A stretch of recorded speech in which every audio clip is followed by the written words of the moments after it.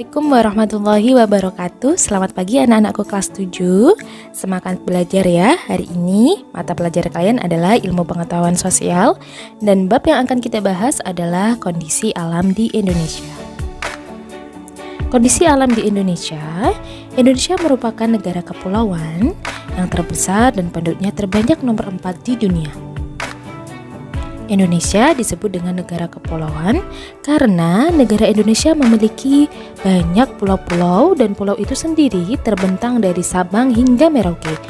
Selain itu, negara Indonesia juga termasuk negara maritim, yaitu karena negara ini berhubungan dengan wilayah laut dan pelayaran. Keberagaman kondisi fisik alam Indonesia juga mempengaruhi dengan adanya keadaan flora dan fauna yang beragam pula. Keadaan fisik wilayah di Indonesia. Keadaan fisik wilayah di Indonesia dipengaruhi oleh 3 hal. Yang pertama adalah kondisi geologi Indonesia, yang kedua adalah bentuk muka bumi, dan yang terakhir adalah kondisi iklim di Indonesia. Nah, kita akan membahas satu persatu ya. Oke, yang pertama adalah kondisi geologi di Indonesia. Indonesia merupakan daerah pertemuan 3 lempeng tektonik besar, yaitu yang pertama adalah lempeng Indo-Australia di bagian selatan, yang kedua ada lempeng Eurasia di bagian utara, dan yang ketiga adalah lempeng Pasifik di bagian timur laut. Nah, dengan adanya 3 lempeng tersebut, maka terjadinya dampak peristiwa tektonik. Dampaknya yang pertama mengakibatkan sering terjadinya gempa bumi dan tsunami di Indonesia. Lalu terdapat banyaknya minyak dan gas alam. Oke, yang kedua adalah bentuk muka bumi. Bentuk muka bumi dibagi menjadi 2, yaitu yang pertama adalah ketampakan alam daratan, ada dataran rendah, ada dataran tinggi, ada gunung dan pegunungan. Sedangkan kentampakan alam di perairan ada pantai, sungai, danau, dan selat. Indonesia ini anak-anak dibagi menjadi 3 wilayah, yaitu ada wilayah Indonesia bagian barat terdiri dari Pulau Jawa, Sumatera, Kalimantan, dan pulau kecil di sekitarnya.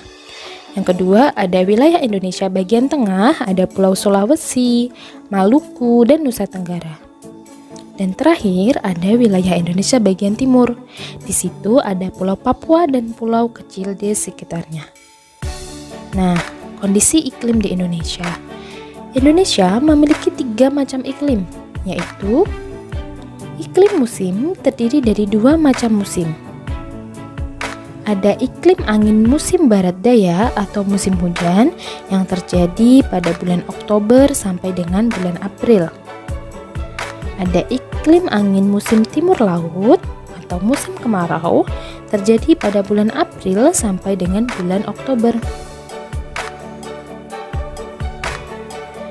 Nah, ada juga namanya iklim tropika atau iklim panas untuk wilayah Indonesia yang di sekitar garis khatulistiwa. Nah, iklim tropis atau iklim tropika ini hanya ada di Indonesia.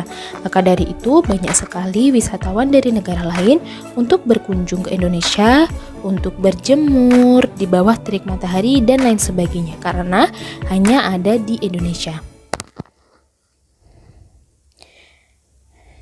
Yang terakhir adalah iklim laut. Iklim laut adalah iklim yang bersifat lembab dan mengakibatkan terjadinya hujan berkepanjangan dan terjadi wilayah Indonesia yang berada di sekitar pantai. Nah, dampak dari perubahan iklim yang ada di Indonesia, yang pertama adalah produksi bahan pangan terhambat seperti ikan, jagung, padi, dan lain-lain. Yang kedua, terjadinya risiko banjir di daerah pantai, laut, dan daerah dataran rendah.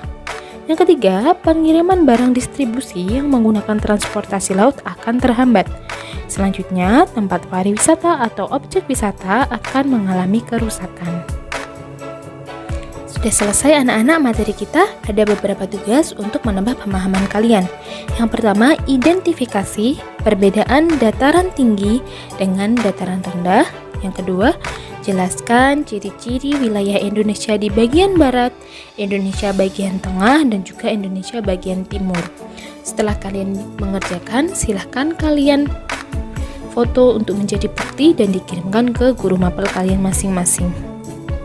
Demikian materi yang bisa saya sampaikan. Saya tutup. Wassalamualaikum warahmatullahi wabarakatuh.